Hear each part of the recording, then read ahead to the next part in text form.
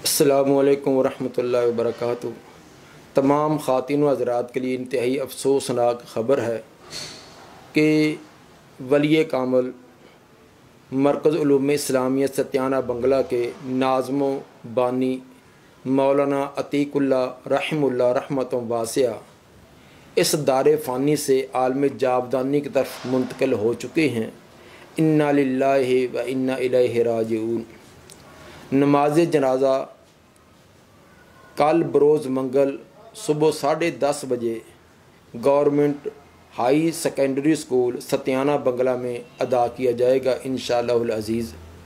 दूसरी नमाज जनाजा उनके आबाई गाँव 36 गाबे में ज़ोहर के बाद अदा की जाएगी।